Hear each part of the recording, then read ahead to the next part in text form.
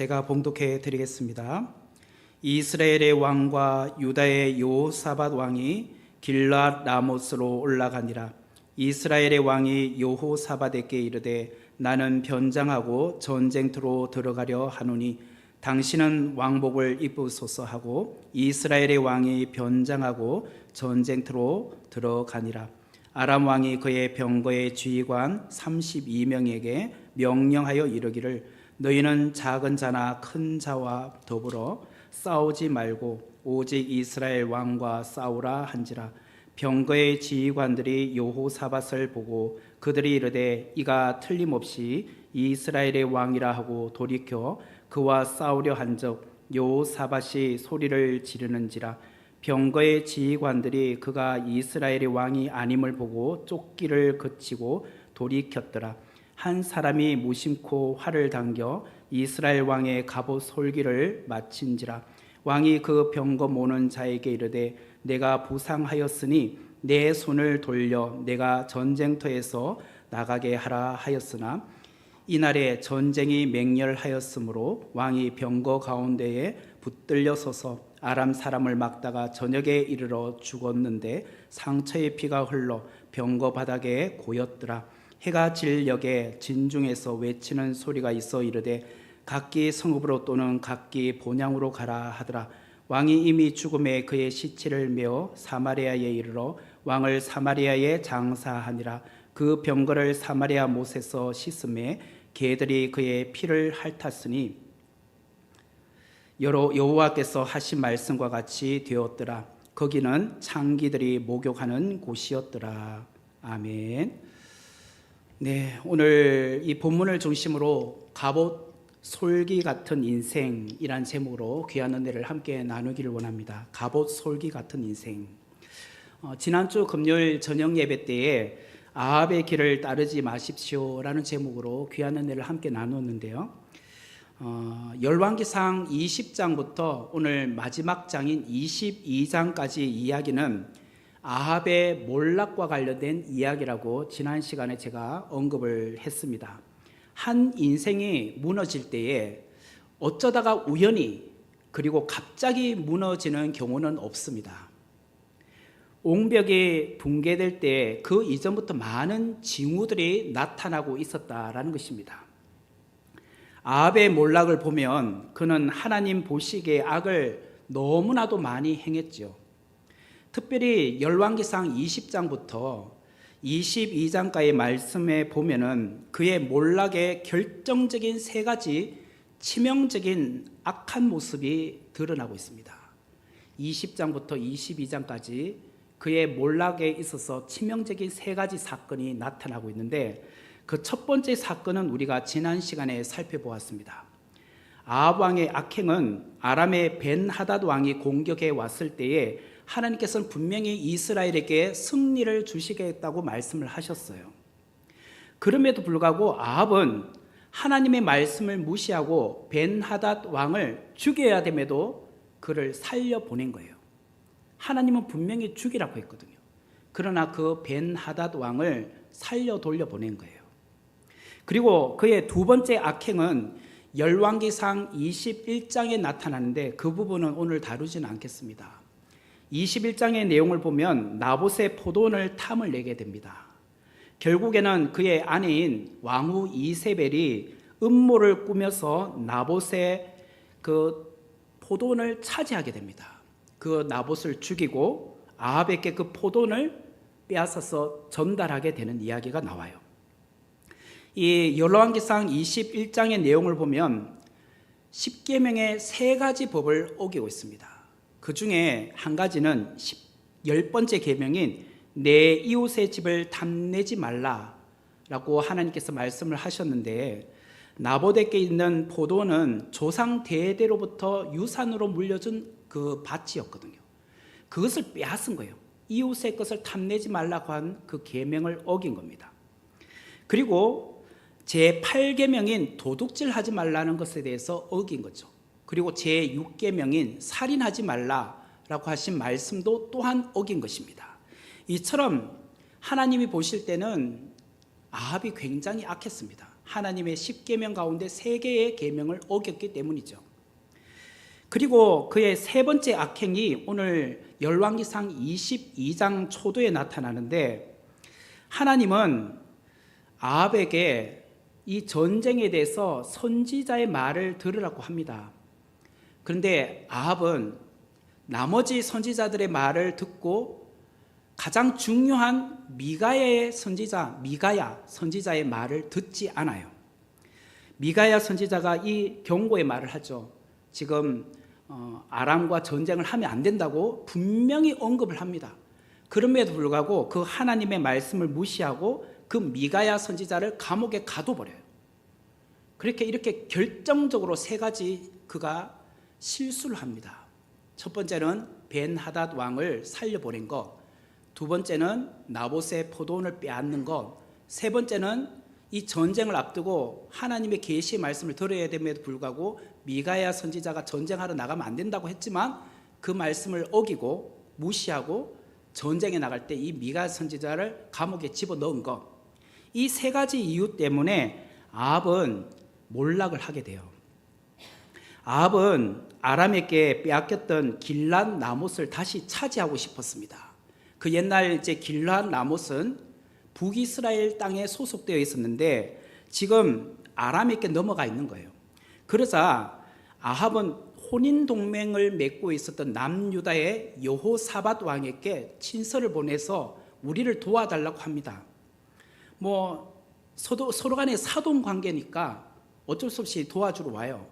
여호사밧이 왜 사돈이 됐냐면 아합과 이세벨에게 있어서 딸이 있죠. 아달랴라는 딸. 그 아달랴가 결국 남유다의 여호사밧의 며느리가 되는 겁니다. 그러다 보니까 북이스라엘과 남유다는 그 기간 동안은 어느 정도 좀 서로 간에 그런 유화 정책을 쓰고 있었어요. 동맹 관계에 있었기 때문에 그 결혼 동맹으로 말미암아. 그래서 여호사밧이 아합을 돕기 위해서 출전을 하게 돼요. 그때 여호사밧 왕이 아합에게 이렇게 묻습니다. 우선 출전하기 전에 선지자들을 통하여서 이 하나님의 신탁, 하나님께서 어떻게 말씀하시는지, 이 전쟁에 대해서 무엇이라고 말하는지 한번 물어보면 좋겠다, 그 말을 해요. 그것이 22장 5절에 나옵니다. 그러자 아합은 400명의 선지자를 불러요. 400명이라 불러요. 그런데 이 400명의 선지자는 어용 선지자라고 합니다. 어용 선지자. 어용이란 말은 권력에 아부하고 권력을 위하여 일하는 그런 선지자적인 양심을 다 잊어버린 그런 사람을 어용이라고 합니다. 그런 선지자들에게 물었더니 그 선지자들이 이구동성으로 출전하면 승리합니다. 이게 하나님의 뜻입니다. 이렇게 말을 하게 되었어요. 그러나 남유다의 여호사밧 왕은 그 선지자들의 말이 진실성이 느껴지지 않는 거예요. 그러자 다른 선지자는 없느냐, 그 선지자에게 다시 한번 하나님의 신탁을 한번 물어봤으면 좋겠다라고 했더니 아합 왕은 그 선지자만큼 부르기 싫었는데 하도 사돈인 여호사밧이 그 선지자가 있으면 한 번 더 불러보면 좋겠다고 하니까 어쩔 수 없이 그 남아있는 한 선지자인 미가야 선지자를 불러요. 그 내용이 7절에 나와요. 그 사람은 이렇게 말합니다. 전쟁에 나가지 말라고. 전쟁에 나가면 진다고 말해요. 그러자 이 아합이 이렇게 말해요. 8절의 말씀을 보면 열왕기상 22장 8절의 말씀 제가 읽어드릴게요. 이스라엘 왕이 여호사밧 왕에게 이르되 아직도 이물라의 아들 미가야 한 사람이 있으니 그로 말미암아 여호와께 물을 수 있으나 그는 내게 대하여 길한 일은 예언하지 아니하고 흉한 일만 예언하기로 내가 그를 미워하나이다. 그러니까 한 명의 선지자를 부르는데 그 선지자가 미가야인데 이 사람 늘 나에게 예언할 때마다 나에게 좋은 말 한 번도 한 적이 없다는 거예요. 그래서 굳이 부를 필요가 없다고 하지만 하도 여호사밧 왕이 부르라고 하니까 불렀던 거예요. 그런데 좀 전에 말한 것처럼 미가야 선지자는 아합 왕에게 그 전쟁에 참여하게 되면 당신은 패할 것이라고 예언을 합니다. 이에 아합 왕이 미가야를 옥에 가두는 이야기가 26절과 27절에 나와요. 제가 한번 읽어볼게요. 이스라엘의 왕이 이르되 미가야를 잡아 성주 아몬과 왕자 요아스에게로 끌고 돌아가서 말하기를 왕의 말씀이 이놈을 옥에 가두고 내가 평안히 돌아올 때까지 고생의 떡과 고생의 물을 먹이라 하였다라. 출전하지 않는 왕자인 요아스와 또 성주인 아몬에게 이 미가야 선지자를 감옥에다 가둬 놓고 그에게 떡과 물을 그냥 조금만 주라, 생존할 정도로만 주라고 말하게 되었다는 거예요. 이상의 내용을 우리가 살펴본 것처럼 이 아합은 결국은 이런 이유들 때문에 그가 죽게 됩니다. 하나님의 심판을 받게 돼요. 아합은 참 선지자 미가야가 전쟁을 일으키지 말라고 했지만 그 말을 무시하고 남유다의 여호사밧 왕과 함께 길랏 라못에서 아람과 전쟁을 치르게 됩니다. 29절과 30절의 말씀을 보십시오. 이스라엘의 왕과 유다의 여호사밧 왕이 길랏 라못으로 올라가니라.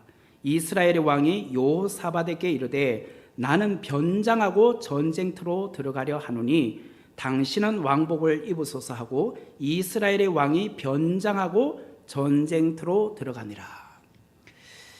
이스라엘 왕은 아합이죠. 아합은 남유다의 여호사밧 왕에게 이렇게 말합니다. 당신은 왕이니까 왕복, 곧 왕이 입는 그런 전쟁의 이렇게 복장을 하고 나아가십시오. 나는 왕복을 벗고 일반 군인들이 입는 군복으로 갈아입고 전쟁에 나가겠습니다. 변장해서 나가겠다고 한 거예요. 왜 아합은 여호사밧에게 이런 이야기 했을까요? 아람 왕은 병거의 지휘관인 32명에게 이렇게 말했습니다. 아합만 죽이면 이 전쟁은 끝이 난다. 그러니까 굳이 많은 사람들을 다 죽일 필요 없어. 아합만 찾아라. 아합은 북이스라엘 왕이기 때문에 분명히 왕의 복장을 하고 있을 거야.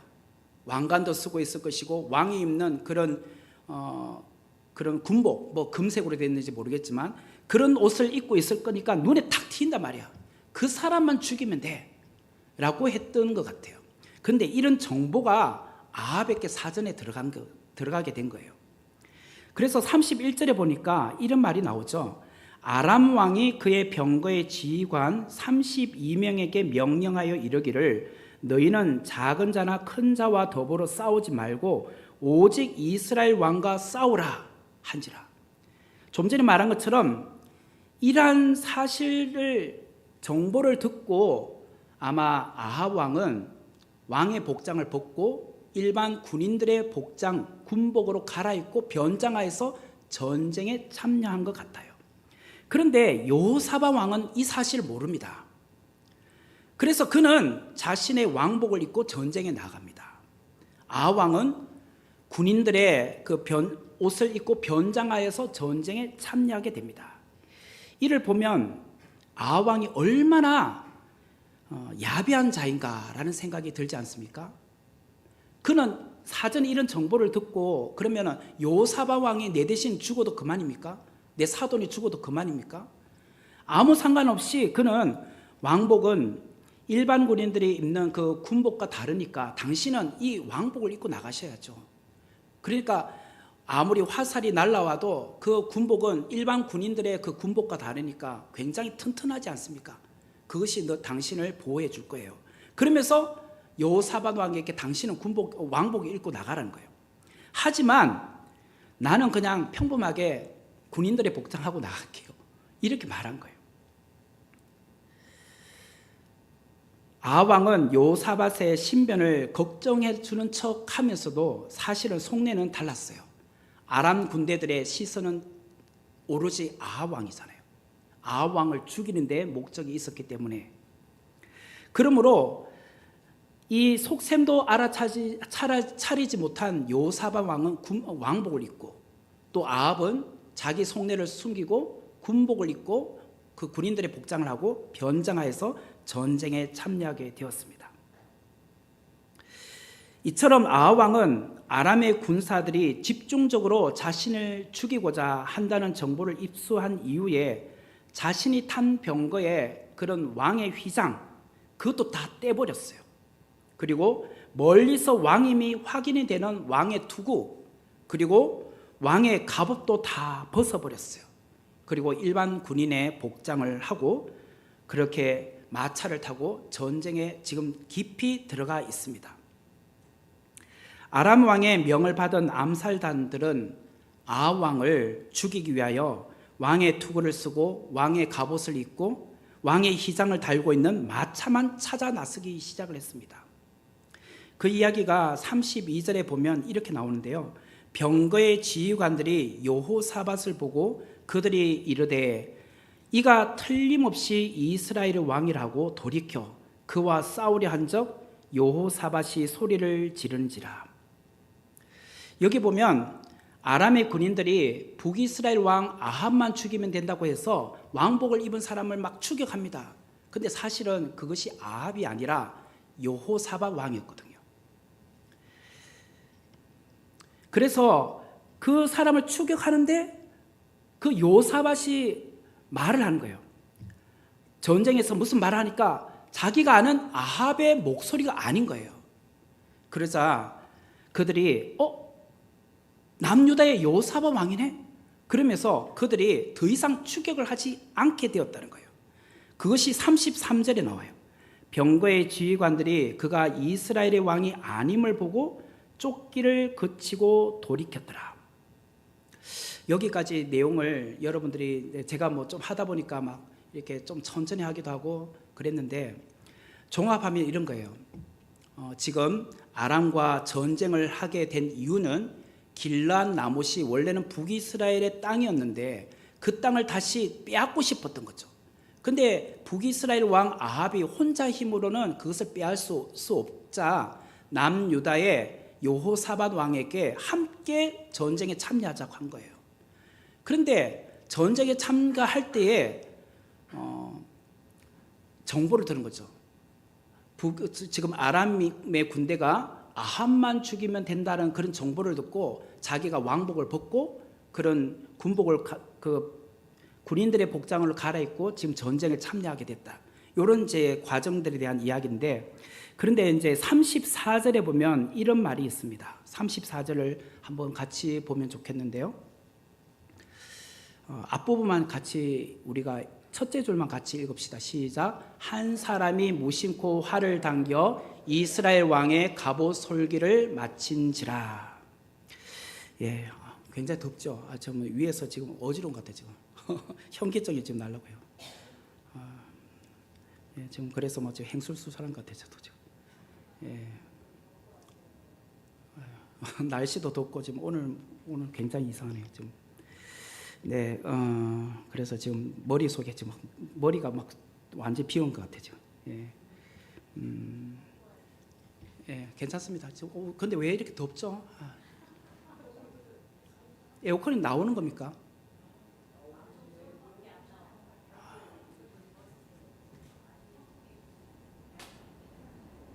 이제 나오네. 지금 계속 더워가지고 지금 뭐 어지러워가지고 지금 저도 지금 설교가 잘 안 될 것 같아요. 예, 이제 나오는 괜찮아요. 아까까지는 뭐 지금 머리가 막 띵 돌아가지고 지금 제가 더위를 많이 타는데 계속 막 더우니까 막 하나도 지금 머릿속에 들어오는 게 없어가지고 예, 막 식은땀 나는 것 같기도 하고 네. 네. 그래요. 제가 이제 정신 바짝 차리고 하겠습니다. 지금까지는 서론. 네. 제가 설교할 때 이렇게 잘 안 하는데 오늘은 굉장히 좀 머리가 띵하고 그래요. 좀 어지러워요 지금. 그 34절 이제 다시 보면 한 사람이 무심코 활을 당겨 이스라엘 왕의 갑옷 솔기를 마친지라라고 되어 있는데 여기서 이제 한 사람이라는 게 지금 누구냐면 좀 전에 우리가 앞에서 살펴본 그 31절에 보면 아람 왕이 그의 병거에 지휘관 32명이라고 있잖아요. 이 지휘관 32명이라는 사람은 굉장히 무술에 능한 사람이고 활을 잘 쏘는 사람이에요. 지휘관이니까 장군들 말해요. 이 아람 왕이 이 지휘관 32명에게 무엇이라고 했느냐면 너희들 다른 사람들 죽일 필요 없고 아합만 죽이란 거예요. 오늘 우리로 말하면 아합 사진을 딱 걸어놓고 또 동영상을 이미 다 촬영했기 때문에 아합이 어떻게 생겼는지 생김새까지 도 확인시켜주고 아합의 목소리까지 다 확인시켜준 거죠. 그러니까 이 32명의 사람들은요, 쉽게 말하면 암살 특공대입니다. 암살 특공대. 저격수라고 보면 돼요. 그러니까 이제 이미 아합의 얼굴을 알고 있고 그분의 목소리까지 다 알고 있는 사람이죠. 우리가 생각할 때는 당연히 이 사람들에 의해서 32명의 사람들에 의해서 아합 왕이 죽임을 당할 줄 알았는데 34절에 보니까 한 사람, 여기서 한 사람이란 그 32명의 지휘관이 아닌 한 사람을 말해요. 평범한 한 아람의 군인을 말합니다. 이 사람이 무심코 활을 당겼다는 거예요. 무심코 활을. 그런데 그 활이 이스라엘 왕인 아합의 갑옷 솔기를 맞췄다고 나와요. 여기서 무심코 활을 당겼다라고 할 때 이 무심코라는 말은요, 히브리어로 톰이라고 하는데요, 마구잡이로 당겼다는 거예요. 마구잡이로. 어떤 사람을 딱 맞춰가지고 내가 누구한테 지금 화살을 쏘고 있을까? 우리 최인현 집사님가 봐요. 이렇게 가리는. 그래, 딱 의도를 갖고 이렇게 저 사람한테 활을 쏘는 게 아니라 무심코 그냥 활을 탁 당겼다는 거예요. 이게 영어 성경에 보면 랜덤이라고 합니다. 랜덤. 우리 랜덤이라는 말을 많이 들어보셨죠. 뭐 아무리 영어 단어를 잘 모른다 해도 이는 닥치는 대로 임의로 마구잡이로라는 뜻이잖아요. 이렇게 마구잡이로 그냥 활을 하늘을 향해 팍 쐈는데 그것이 하필이면 북이스라엘 왕인 아합에게 그 솔기 사이로 들어가서 심장을 박았다는 거예요. 그러면 여기서 솔기가 뭘까요? 솔기. 솔기라는 것은 이거예요. 갑옷은 그 통으로 이렇게 짜져 있는 게 아닙니다. 통으로 짜면은 이게 팔이 안 굽혀지잖아요. 목도 이렇게 가눌 수 없고 그 관절 부분은 이렇게 구부려져야 되잖아요. 그렇기 때문에 솔기라는 것은 갑옷은요, 이 조각조각으로 다 나누어져 있습니다. 그러면 조각과 조각 사이에는 어떤 이음새로 가죽끈을 가지고 이렇게 묶어져 있어요. 이게 갑옷이에요. 그런데 그 조각 사이에 있는 틈 사이가 솔기예요. 무작정 이렇게 쌌는데 어떻게 그 사이로 들어가서 심장을 박을 수 있느냐 말이죠. 지금 그 이야기를 하는 거죠. 오늘 한 사람이라고 한 것은 이 사람 무명입니다. 이름이 알려지지도 않고 뭐 어떤 계급이 소개되어지도 않는 걸 보면 참 보잘것없는 한 무명의 어떤 군인에 의해서 아합 왕이 자기가 입은 그 갑옷이 얼마나 그래도 나름의 좋은 군복이었겠습니까? 근데 그 솔기 사이에 이 화살이 들어와 가지고 그 사람의 그 아합 왕의 가슴팍을 꽂았다는 거예요. 34절 35절의 말씀을 보세요. 한 사람이 무심코 활을 당겨 이스라엘 왕의 갑옷 솔기를 마친지라 왕이 그 병거 모는 자에게 이르되 내가 부상하였으니 내 손을 돌려 내가 전쟁터에서 나가게 하라 하였으나 이날에 전쟁이 맹렬하였으므로 왕이 병거 가운데에 붙들려 서서 아람 사람을 막다가 저녁에 이르러 죽었는데 상처의 피가 흘러 병거 바닥에 고였더라. 그리고 37절 말씀에 보니까 왕이 이미 죽음에 그의 시체를 메어 사마리아에 이르러 왕을 사마리아에 장사하니라. 화살을 맞는 순간에 아합은요 직감했습니다. 내 상처가 심각한데 죽을지도 모르겠다, 이런 생각을 하게 된 거예요. 그러자 병사에게, 마차를 몰고 있는 그 병사에게 빨리빨리 적진을 빠져나가라고 했다는 거예요. 그런데 워낙 깊이 전쟁의 한복판에 들어오다 보니까 빠져나갈 수가 없었던 거예요. 결국은 전쟁을 못 빠져나오고 그 전쟁터 안에서 그만 마차에서 죽고 말아요. 만약에 아합이 자기 인생이 갑옷 솔깃이라는 사실을 알았더라면 이렇게 교만하게 전쟁을 치르기라 했을까요? 안 했겠죠, 당연히. 왜? 미가야 선지자는 분명히 말했잖아요. 전쟁 치르러 나가지 마. 그러면 대피한다고 하나님의 경고의 메시지를 했잖아요. 그럼에도 불구하고 그는 이 하나님의 말씀을 무시하고 그 하나님의 선지자를 옥에다 가둬놓고 전쟁에 참여했습니다. 그러나 아합은 자기가 나는 갑옷을 입었기 때문에 괜찮다고 생각한 거예요. 그는 사실은 갑옷이 아니었어요. 갑옷의 솔기였어요. 한 사람이 마구 쏘는 그 화살에 갑옷 솔기에 맞아서 그날 그의 인생이 끝이 나고 말았다는 거예요. 성도 여러분, 아왕이 우연에 의하여 한 아람의 군인이 쏜 화살에 맞아 죽었을까요? 이게 우연이라고 말할 수 있을까요? 우리가 볼 때는 마구 쐈잖아요. 랜덤. 우연히 죽은 거죠. 그러나 과연 이게 우연이란 말이냐고. 우연이 아니라는 거예요. 38절의 말씀을 보면 그 병거를 사마리아 못에서 씻음에 개들이 그의 피를 핥았으니 여호와께서 하신 말씀과 같이 되었더라. 거기는 창기들이 목욕하는 곳이었더라고 나오는데요. 여기 보니까 38절에 중요한 말이 나오죠. 여호와께서 하신 말씀과 같이 되었다. 이게 그냥 우연히 죽은 것이 아니라 하나님의 말씀대로 되었다고 말해요. 그러면 하나님의 말씀이 무엇이냐 말이에요. 그것은 개들이 그의 피를 핥게 된다는 그것이 하나님의 말씀이었다는 거예요. 이 말씀은 앞장인 21장 19절에서 엘리야 선지자가 이미 예언했던 말이에요. 열왕기상 21장 19절의 말씀을 보면 이렇게 나오는데 너는 그에게 말하여, 여기서 너라는 것은 엘리야고 그에게 할 때는 그는 아합이에요.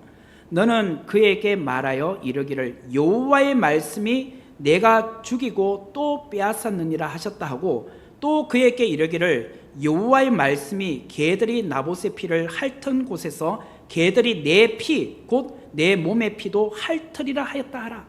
이게 열왕기상 21장 19절에서 했습니다. 하나님께서 이미 엘리야 선지자를 통해서 네가 나봇의 포도원을 그렇게 빼앗았지, 그리고 그 나봇을 죽였지, 개들이 나봇의 피를 핥은 것처럼 네도 그렇게 동일하게 개들에게 핥혀서 죽을 거야. 피가 흘린 것을 핥을 거야. 이 예언을 했단 말이에요. 그 말 그대로 오늘 본문 38절에 그가 개들에게 그 자기의 피가 핥아진 것을 이 여호와의 말씀대로 되었다는 거예요. 이런 것을 보면 하나님의 말씀은 절대로 땅에 떨어지지 않습니다. 그대로 이루어진다는 거예요. 그대로 이루어진다. 예수님께서도 이런 말씀을 하셨어요. 마태복음 10장 29절 말씀에 의하면 마태복음 10장 29절에 참새 2마리가 한 아사리온에 팔리지 않느냐, 그러나 너희 아버지께서 허락하지 아니하시면 그 하나도 땅에 떨어지지 아니하리라. 참새 2마리가 있는데 이것이 하나님께서 허락하지 아니하면 그 한 마리나 2마리가 다 땅에 떨어지지 않는다고 해요. 여기서 아사리온이라는 것은 동전의 명칭인데 그 당시에 노동자의 하루 임금은 1데나리온이라고 했습니다. 1데나리온. 오늘 이 시대에 그 2024년도에 적용이 되어 있는 최저임금이 9,860원이더라고요. 9,860원. 이게 시간당 최저임금입니다. 근데 그냥 9,860원이라고 하지 않고 그냥 10,000원이라고 합시다. 하루에 그냥 10시간을 하면 10만 원을 벌겠죠. 이게 일당이라고 합시다. 이게 1데나리온입니다. 1데나리온. 그러면 한 1아사리온이라는 것은 무엇이냐면 16분의 1데나리온이라는 거예요. 이해가 되시죠? 1아사리온은 16분의 1데나리온. 그러니까 10만 원이 하루 임금이라고 보면은 1아사리온은 6,250원입니다. 6,250원. 이게 참새 2마리 가격이에요. 그러니까 참새 한 마리는 6,250원을 또 2분의 1로 나누면 한 마리 가격이 3,125원입니다. 참새 한 마리가.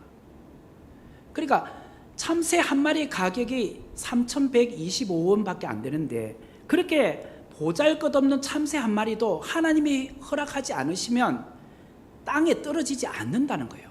죽지 않는다는 거예요. 하물며 만물의 영장인 인간이 미물인 참새보다 못합니까? 하나님께서 생명을 이처럼 사랑하시는데 어찌 이스라엘 왕 아합을 죽일 수 있겠습니까? 그가 죽었다는 것은 우연에 의해서 죽는 것이 아니란 거예요. 하나님의 작정하심에 의해서 섭리 가운데 그가 죽은 거예요. 그럼 왜 죽었을까? 좀 전에 제가 말했잖아요. 설교 초두에 세 가지 그가 몰락하게 된 이유. 첫 번째는 하나님의 말씀에 순종하지 않아서 자기 뜻대로 행해버렸던 것. 그것이 아람의 벤하닷 왕을 살려보낸 것. 두 번째는 나봇의 포도원을 뺏고 그를 죽여버린 것. 세 번째는 하나님의 경고의 메시지는 아람과 전쟁하지 말라고 했지만 그 하나님의 선지자 미가야를 감옥에 가둬버린 것. 이게 세 가지 몰락의 이유라고 했습니다. 하나님은 그가 이렇게 죄를 범하고 하나님의 뜻을 무시하고 있었기 때문에 하나님께서 의도적으로 그를 죽이신 거예요. 아합은 마지막 순간까지 자기의 꾀에 계략을 세웠던 인생입니다. 얼마나 그가 악했으면, 얼마나 그가 꾀를 많이 냈으면 아람과 전쟁의 때에 그 적군들이 나만 죽이려고 한다라는 사실을 알고 자기의 갑옷을 벗어버리잖아요. 자기의 왕의 투구도 벗어버리잖아요. 그리고 일반 군인의 복장을 하고 여호사밧에게는 당신은 왕이니까 그냥 그대로 왕복 입고 나가라고 하잖아요. 그걸 쉽게 말하면 다른 사람들, 군인들이 볼 때 이 여호사밧이 아합 왕처럼 보이게 하는 거예요. 그 사람을 추격하고 그 사람을 죽이게 하면 나는 그렇게 해서 대신 살 수 있다고, 그렇게 어쩌보면 참 비열한 그런 생각까지 갖고 있었던 사람이 아합입니다. 그런 사람이 아람의 이름도 없는 한 군인에 의해서 마구잡이로 쏜 그 화살에 아합이 갑옷의 솔기에 화살이 맞아서 죽었다. 이게 과연 우연이란 말이냐? 절대로 우연이 아니라는 거예요. 시편 33편 16절 말씀에 의하면 많은 군대로 구원 얻은 왕이 없으며 용사가 힘이 세어도 스스로 구원하지 못하는도다. 많은 군대로 구원 얻은 왕이 없으며 용사가 힘이 세어도 스스로 구원하지 못한다. 오늘날 나라들마다 보면은 군사력에 대해서 굉장히 많이 이렇게 우리가 이렇게 정보를 공유하지 않습니까? 확인하지 않습니까? 육해 공군의 병사가 몇십만이 되는지, 신식 무기를 얼마나 갖고 있는지, 거기에 따라서 그 나라의 국방력을 가늠하지 않습니까? 고대에도 마찬가지였습니다.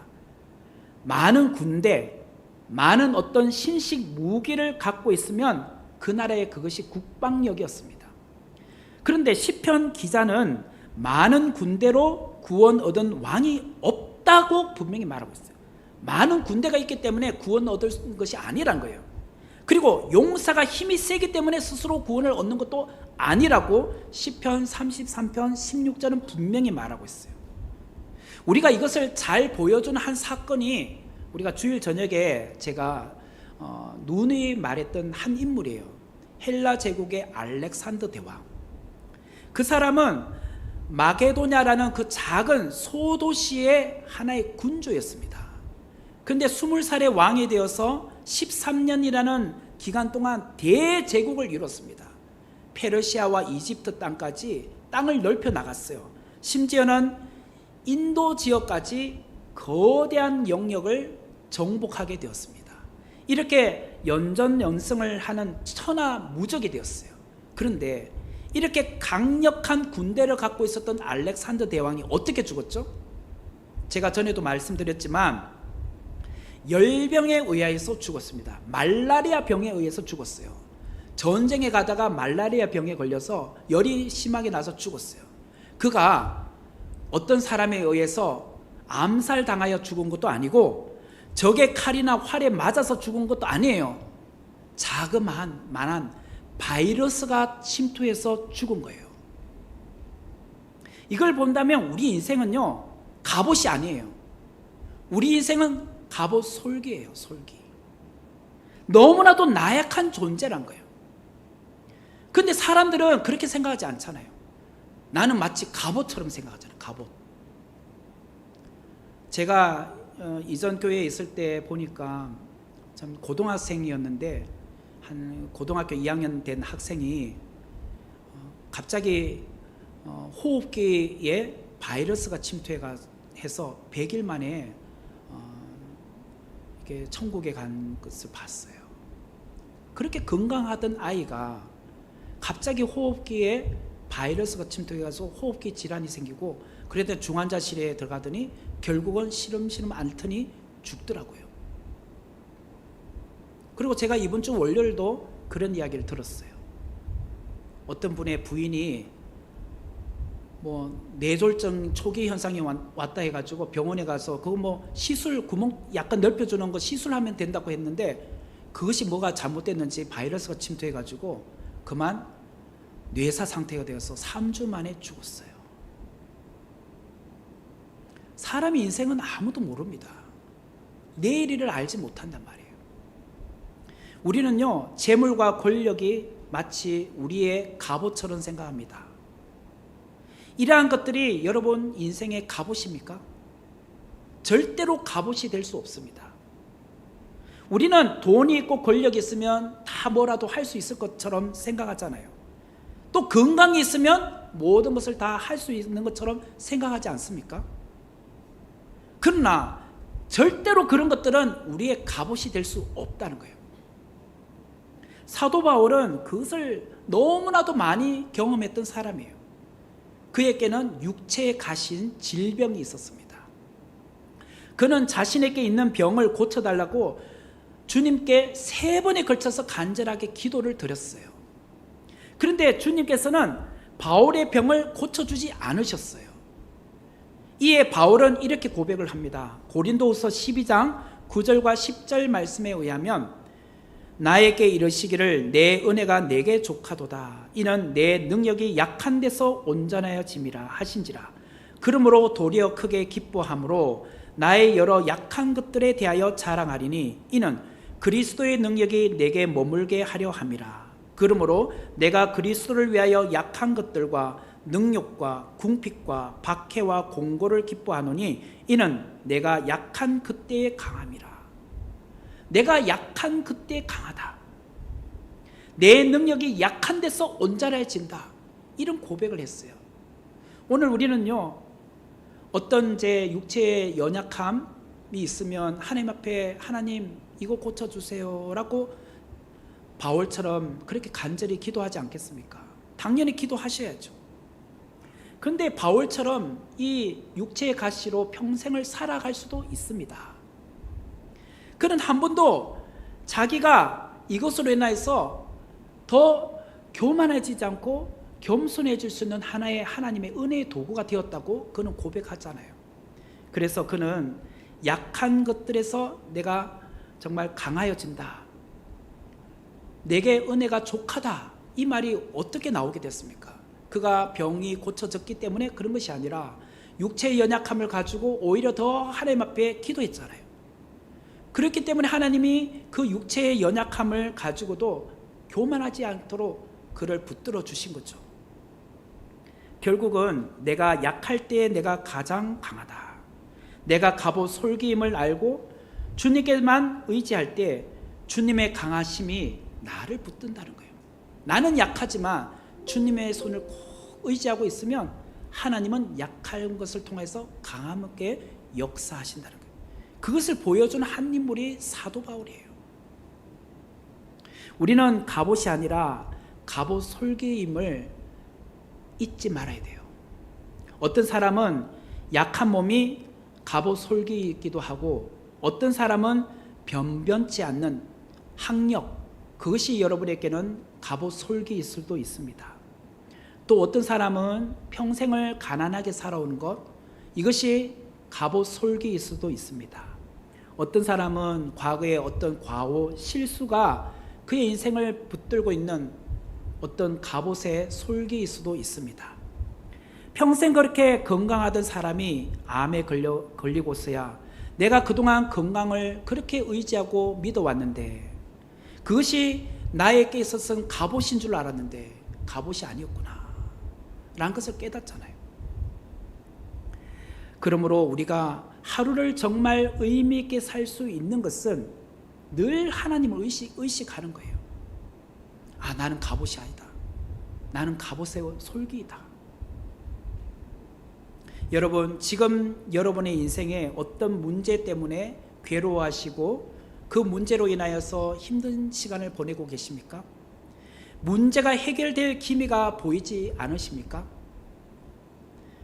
그것으로 인해서 하나님을 원망하지 마십시오.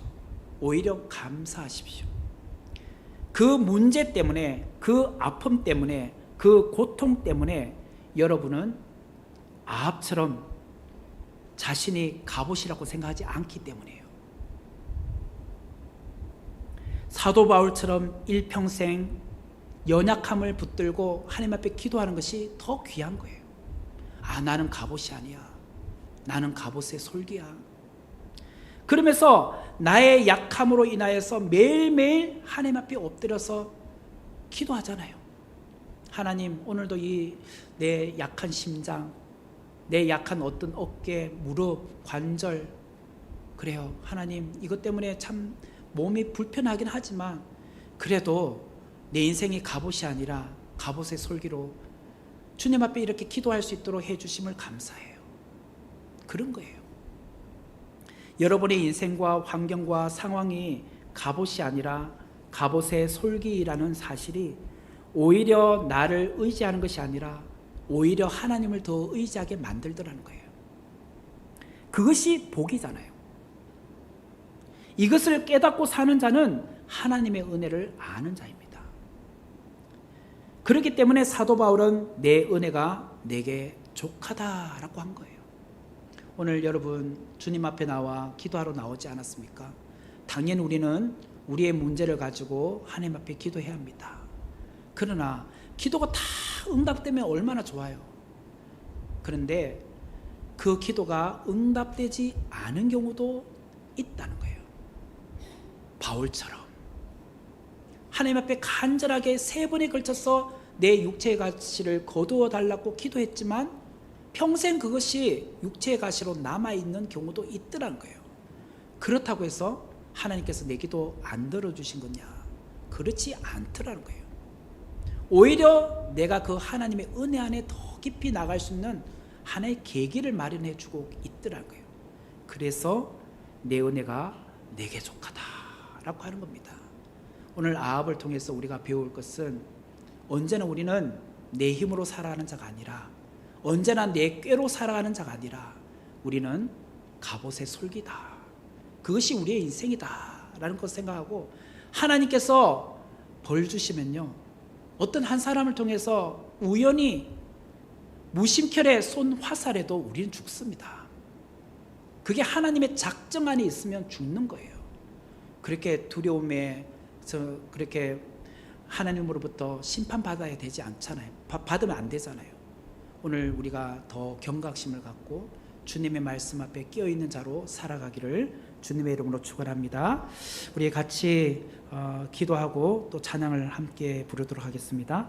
은혜로우신 하나님 감사합니다. 우리의 인생에 찾아온 많은 문제들과 어려운 문제들 주님 앞에 간절히 기도는 해야겠지만 늘 명심하고 깨달아야 될 것은 이것이 나에게 있어서 갑옷처럼 생각하는 것이 아니라 늘 우리는 연약하고 부족한 갑옷의 솔기의 인생을 살고 있음을 하나님 앞에 부족한 나를 맡기고 전적으로 주님을 의지하는 자로 살아가는 자 되게 하여 주옵소서. 그렇게 오늘도 주님 앞에 간절하게 기도하며 나가는 이 밤 되게 하여 주옵소서. 예수님의 이름으로 기도합니다. 아멘.